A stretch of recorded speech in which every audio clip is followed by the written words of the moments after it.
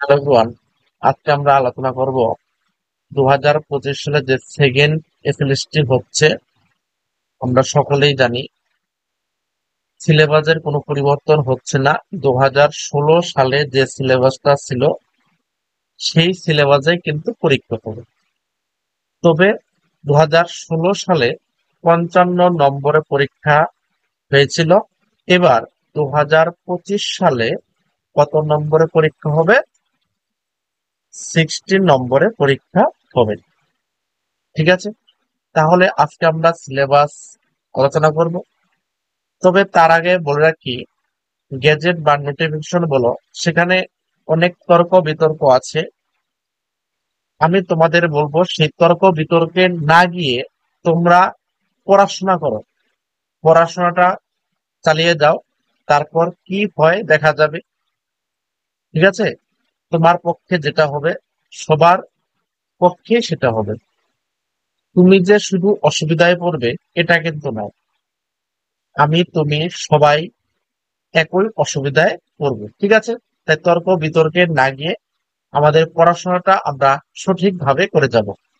তাহলে আমরা আজকের প্রথম ক্লাসে, ক্লাস 1-এ আমরা সিলেবাসটা আলোচনা করব এবং 2016 সালে এই 55 নম্বর কিভাবে ডিভিশন হয়েছিল, অর্থাৎ কোন ইউনিট থেকে। এই যে এখানে সিলেবাস 10টা ইউনিট দেওয়া আছে সিলেবাসে। ঠিক আছে, এই 10টা ইউনিটের মধ্যে কোন ইউনিট থেকে কত নম্বর এসেছিল সেই বিভাজনটা আমি দেখাবো। এখানে দেখো, আমি ইউনিট 1-এ যে অধ্যায়গুলো আছে, হরপ্পা সভ্যতা, বৈদিক সভ্যতা, সৌরজ মহাজনপদ, বৌদ্ধ ধর্ম, জৈন ধর্ম, মৌর্য সাম্রাজ্যের উত্থান ও পতন, অশোকের ধর্ম, গুপ্ত বংশ, পাল ও সেন বংশ। এই যে এই কটা অধ্যায় আছে টপিক 1-এ, এই অধ্যায়গুলোর মধ্যে কোন অধ্যায় থেকে কতগুলো করে প্রশ্ন এসেছিল 2016 সালে, তাহলে এখান থেকে একটা সুস্পষ্ট তোমরা ধারণা পাবে কোন অধ্যায় থেকে কতটা প্রশ্ন আসতে পারে বা কোন অধ্যায়ে কতটা জোর দিতে হবে। তবে আমি বলবো তোমাকে প্রতিটা অধ্যায় একদম খুব ভালোভাবে রপ্ত করতে হবে। ঠিক আছে, যেমন 2016 সালে বৈদিক যুগ থেকে কোনো প্রশ্ন আসেনি। এবার দুইটা প্রশ্ন আসতেই পারে। হরপ্পা সভ্যতাতে যেহেতু তিনটা এসেছিল, এবার একটা দিতে পারে। সেজন্য প্রতিটা অধ্যায় কিন্তু পড়তে হবে। ঠিক আছে, একটা সম্যক ধারণা দেওয়ার চেষ্টা করবো। তোমরা এই ক্লাসটা প্রথম থেকে শেষ পর্যন্ত দেখবে। এবং আজকে থেকে আমি ক্লাস শুরু করলাম এসএলএসটি হিস্টোরির জন্য। আজকে থেকে প্রতিদিন সন্ধ্যা 7টায় পর পর ক্লাস পাবে। ঠিক আছে, আজকে সিলেবাস নিয়ে আলোচনা করব। ক্লাস 2-তে আমরা সিন্ধু সভ্যতার থিওরি ক্লাস নিয়ে আলোচনা করব। এই 10টা ইউনিট আছে, এখানে যে অধ্যায়গুলো আছে প্রতিটি অধ্যায় আমি আলাদা আলাদা ভাবে থিওরি ক্লাস আলোচনা করব। তবে সেই থিওরি ক্লাসের নোটস গুলো সম্পূর্ণ হ্যান্ড রাইটিং হবে, সম্পূর্ণ আমার নিজের হাতের লেখার উপর ভিত্তি করে ক্লাস করানো হবে। আমি নিজে নোট করব, বিভিন্ন বই থেকে কালেক্ট করে যেসব ইম্পর্টেন্ট তথ্যগুলো সেগুলো এক জায়গায় করে সেগুলো তোমাদের সামনে উপস্থাপন করব। ঠিক আছে, তাই ক্লাসগুলো কিন্তু তোমরা কেউ মিস করো না। যদি তুমি এবার 2025 সালে এসএলএসটি এক্সাম দাও হিস্টোরিতে, তাহলে তোমাদের জন্য এই ক্লাসগুলো কিন্তু খুবই গুরুত্বপূর্ণ হতে চলেছে। চ্যানেলে যদি নতুন হয়ে থাকো চ্যানেলটি সাবস্ক্রাইব করবে এবং বন্ধুদের মাঝে কিন্তু এটা শেয়ার করে দিও। ঠিক আছে, তাহলে চলো ইউনিট 1-এ কি কি অধ্যায় আছে। সিন্ধু উপত্যকা সভ্যতার বৈশিষ্ট্য, সিন্ধু সভ্যতার পতন, এটা একটা অধ্যায়। অর্থাৎ হরপ্পা সভ্যতা, বৈদিক সভ্যতা বা বৈদিক যুগ, তারপর আছে ষোড়শ মহাজনপদ, তারপর বৌদ্ধ ও জৈন ধর্ম, তারপর মৌর্য সাম্রাজ্যের উত্থান ও পতন, তারপর অশোকের ধর্ম, তারপর সাম্রাজ্যবাদী গুপ্ত, পাল ও বাংলার সেন বংশ। এই কয়টা অধ্যায় ইউনিট 1-এ রাখা হয়েছে। ঠিক আছে, এবার এখানে দেখো, আমি একটা সাইটে কি লিখেছি। এই যে অধ্যায়টা গুপ্ত, পাল, বাংলার সেন বংশ, এটা ক্লাস 7-এর পাঠ্য বইয়ে তোমরা এটা পাবে, দ্বিতীয় ও তৃতীয় অধ্যায়। এছাড়া তুমি ক্লাস 11-এর যে হিস্টোরি বই আছে, যে হিস্টোরি বই আছে সেখানেও তুমি কিন্তু এই অধ্যায়গুলো, অর্থাৎ এখানের যে সিলেবাস আছে অনেক অধ্যায় কিন্তু, যেমন দিল্লি সুলতানের প্রতিষ্ঠা, বাবর, তারপর শের শাহ, আকবর, এগুলো কিন্তু ক্লাস 11-এরও কিছু অধ্যায়তে পাবে, ঠিক আছে। তবে সিন্ধু সভ্যতা, বৈদিক সভ্যতা এগুলো ক্লাস 11-এ আছে, প্লাস তার সঙ্গে ক্লাস 6-এর পাঠ্য বই আছে, ঠিক আছে। এগুলো 6-এর পাঠ্য বই, এবং এটা আছে ক্লাস 7-এ। এই বৌদ্ধ, জৈন, এটা ক্লাস 6-এ আছে, ওকে। তাহলে আমি তোমাদের বলবো, তোমরা কি করবে, নতুন সিলেবাসের যে বইগুলো আছে ক্লাস 6 থেকে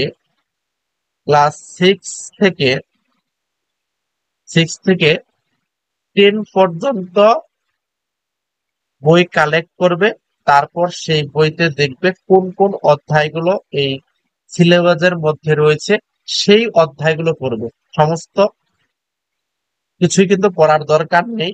দেখবে সিন্ধু সভ্যতা কোথায় আছে, সে সিন্ধু সভ্যতা পড়বে ক্লাস 6-এর বই থেকে। তারপর রেফারেন্স বই হিসেবে তোমরা জীবন মুখোপাধ্যায়ের যে স্বদেশ সভ্যতা ইতিহাস একটা বই আছে, সেই বইটা কিনে নিতে পারো। বা মন্ডল প্রকাশনের রাজু সেটের বই আছে, বা ছায়া প্রকাশনের ইতিহাস বই আছে, সেগুলো কিনে নিতে পারো। এমসিকিউ প্র্যাকটিস করার জন্য এমসিকিউ বই কিনে নিতে পারো। তবে আমি প্রথমে তোমাদের বলবো, প্রথমে ক্লাস 6 থেকে 10 পর্যন্ত যে পাঠ্য বই আছে সেখান থেকে ভালো করে পড়ো। সেখানে কিন্তু কনসেপ্ট গুলো একদম বেসিক ভাবে ক্লিয়ার করা হয়েছে। তারপর তোমরা ক্লাস 11-এর পাঠ্য বইটা পড়তে পারো, সেখানে আরেকটু ডিটেলসে দেওয়া আছে, ঠিক আছে। তবে ক্লাস 12-এর যে ইতিহাস বই আছে সেখানে যে অধ্যায়গুলো আছে সেখানে কিন্তু এই হিস্টোরি সিলেবাসের সঙ্গে মিল নেই, সেখানের অধ্যায়গুলো এই হিস্টোরি সিলেবাসের মধ্যে পড়ে না। ক্লাস 12-এর বই পড়ার কিন্তু দরকার নেই, ঠিক আছে।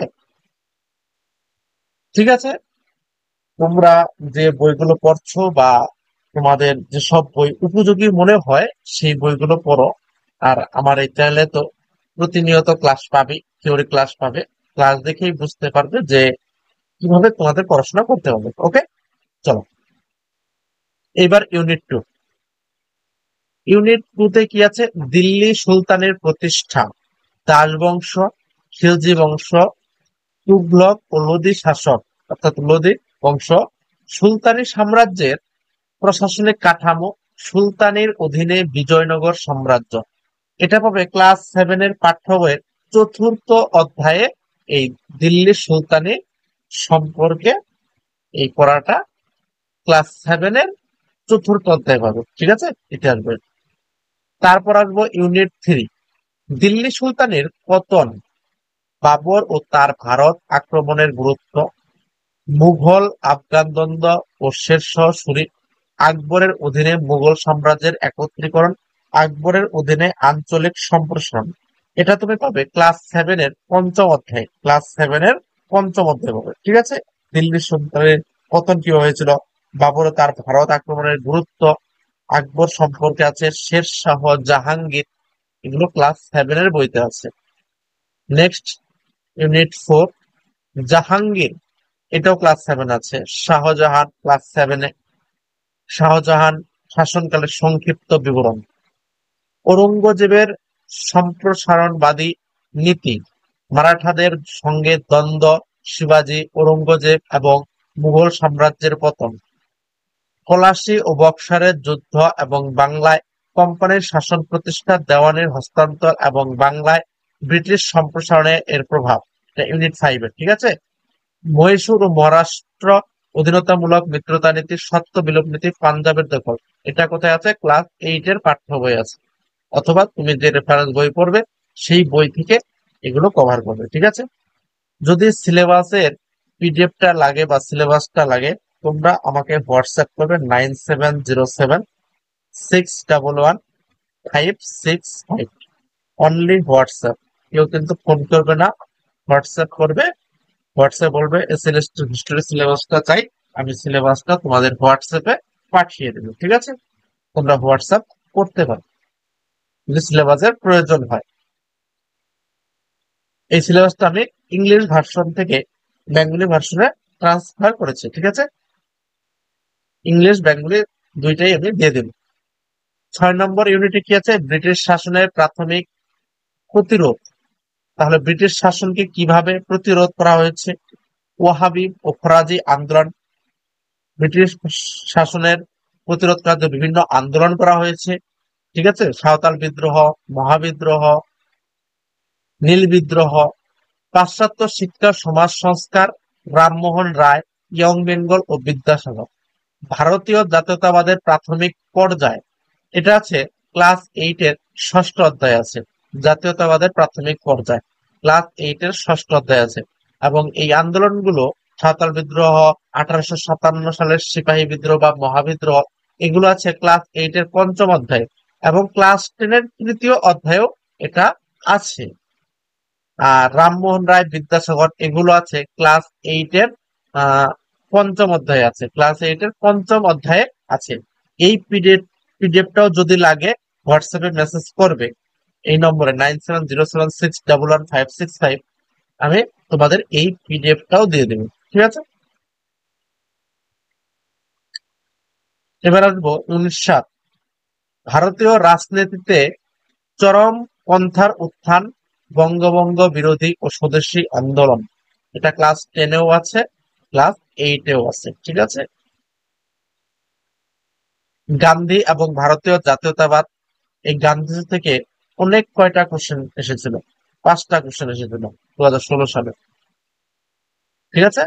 অসহযোগ আইন অমান্য, ভারত ছাড়ো আন্দোলন, মুসলিম লীগ, পাকিস্তানের দাবি এবং ভারত বিভাগ এবং স্বাধীনতা, ক্লাস 8-এর 8ম অধ্যায় আছে। তারপর ইউনিট 8 থেকে 10 পর্যন্ত এই 3টা হলো ক্লাস 9-এর পাঠ্য বইয়ে আছে। ক্লাস 9-এর পাঠ্য বইয়ে আছে। ইউরোপের ইতিহাস, এই 3টা ইউনিট হলো ইউরোপের ইতিহাস। ইউরোপের ইতিহাস, ইউরোপের ইতিহাসও তোমাকে রপ্ত করতে হবে।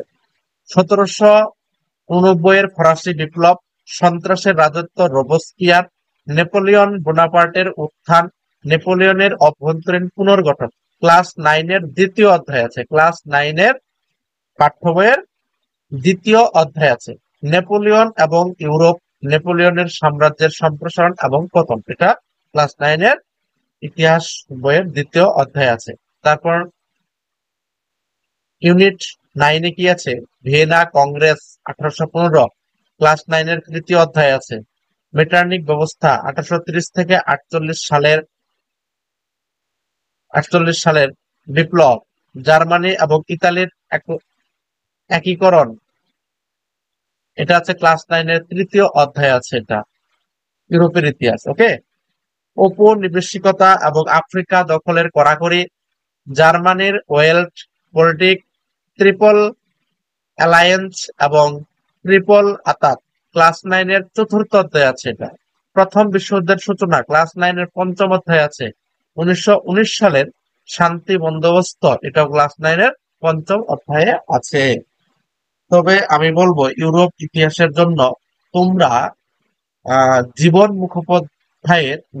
মুখোপাধ্যায়ের একটা টেক্সট বই আছে, ইউরোপের ইতিহাস, জীবন মুখোপাধ্যায়, সেই বইটা কিনে নিও, ঠিক আছে?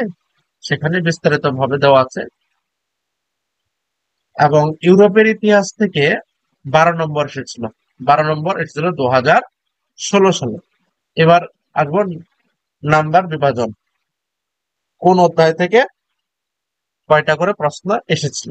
হরপ্পা সভ্যতা থেকে 3টা এসেছিল। বৈদিক যুগ থেকে কোনো প্রশ্ন আসেনি।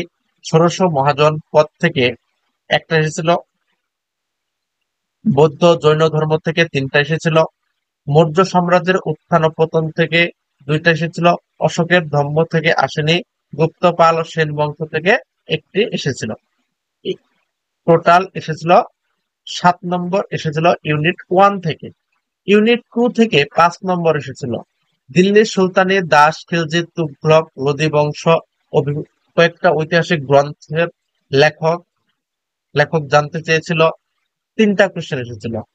ঐতিহাসিক গ্রন্থই 2টা এসেছিল তার মধ্যে। সুলতানি সাম্রাজ্যের প্রশাসনিক কাঠামো থেকে একটা এসেছিল। তারপর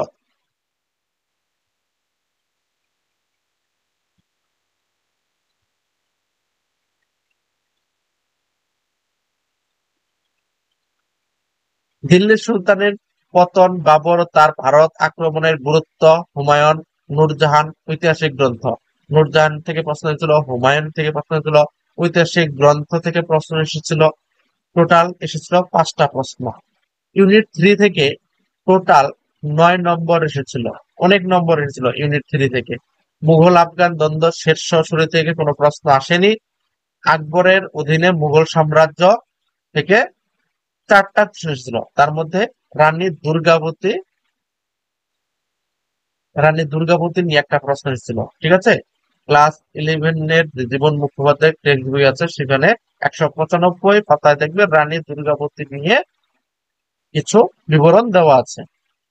ইউনিট 4 থেকে টোটাল 6 নম্বর এসেছিল। জাহাঙ্গীর ও শাহজাহানের শাসনকাল থেকে 2টা প্রশ্ন এসেছিল। ঔরঙ্গজেব, মারাঠা, শিবাজি, মুঘল সাম্রাজ্যের পতন, এখান থেকে 4টা প্রশ্ন এসেছিল। তারপর ইউনিট 5 থেকে টোটাল নম্বর এসেছিল 3 নম্বর।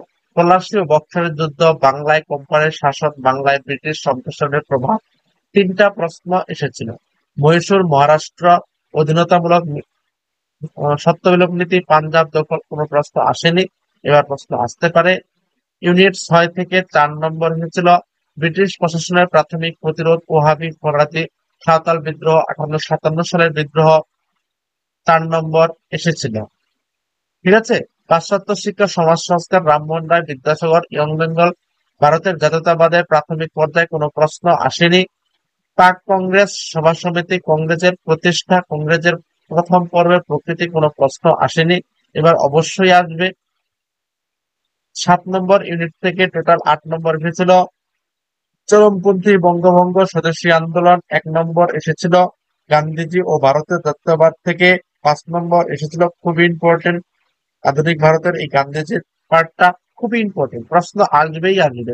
অসহযোগ আইন অমান্য, ভারত ছাড়ো আন্দোলন, 1 নম্বর এসেছিল। মুসলিম লীগ ও পাকিস্তানের দাবি থেকে কোনো প্রশ্ন আসেনি। ভারত বিভাগ ও স্বাধীনতা থেকে 1 নম্বর এসেছিল। ঠিক আছে। এবং ইউনিট 8, 9 এবং 10 এই 3টা বিভাজন এখনো করা হয় নাই। ইউরোপের ইতিহাসটা বাকি রেখেছে, যখন করব তখন আমি ভিডিও করে তোমাদের জানিয়ে দেব। তবে এই 8, 9, 10 এটা হলো ইউরোপের ইতিহাস। ঠিক আছে। এই 3টা ইউনিট হলো ইউরোপের ইতিহাস। তাহলে ইউরোপের ইতিহাসটা ভালো করে পড়তে হবে। ইউরোপের ইতিহাস থেকে কতগুলো প্রশ্ন ছিল? 12টা প্রশ্ন। 12টা প্রশ্ন, 12 নম্বর। এবার যেহেতু 60-এর মধ্যে পরীক্ষা হবে, তবে ইউরোপের ইতিহাস থেকে 12-র জায়গায় 15 হতে পারে, 15টা প্রশ্ন থাকতে পারে। ঠিক আছে। এই ছিল আজকের আলোচনা। আশা করি আলোচনাটা তোমাদের ভালো লেগেছে, অনেক উপকার এসেছে। যদি ভালো লেগে থাকে এবং উপকার হয় তাহলে তোমরা একটা লাইক করে দেবে এবং চ্যানেল নতুন হলে চ্যানেলটা সাবস্ক্রাইব করে রাখবে এবং বন্ধুদের মাঝে এই ভিডিওটা শেয়ার করতে ভুলবে না। Thank you. দেখা হচ্ছে আগামীকাল সন্ধ্যা 7টায় ক্লাস 2-তে সিন্ধু সভ্যতা সম্পর্কে আলোচনা করব।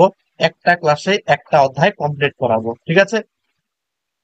2 নম্বর ক্লাসে সিন্ধু সভ্যতা কমপ্লিট করাবো, থিওরি ক্লাস। 3 নম্বরে আমরা বৈদিক সভ্যতা কমপ্লিট করব। মানে যেদিন যে ক্লাসটা করাবো গুরুত্বপূর্ণ তথ্যগুলো আলোচনা করব। ঠিক আছে। থিওরি ক্লাস শেষ হওয়ার পরে আমরা চ্যাপ্টার ওয়াইজ এমসিকিউ প্র্যাকটিস করব। তারপর চ্যাপ্টার ওয়াইজ এমসিকিউ শেষ হওয়ার পর কি করব? মিক্সড এমসিকিউ প্র্যাকটিস করব। তারপর মিক্সড এমসিকিউ প্র্যাকটিস করার পর আমরা ফুল মক টেস্ট নিয়ে আলোচনা করি। ঠিক আছে। আশা করি 2 থেকে 2.5 মাসের মধ্যে সমস্তটা আমি কভার করে দেবো। ঠিক আছে। তোমাদের 3 মাস করে পরীক্ষা হবে সেপ্টেম্বরের ফার্স্ট উইকে। ঠিক আছে। তাহলে সবাই বাড়িতে জোরদার প্রিপারেশন নাও। Thank you.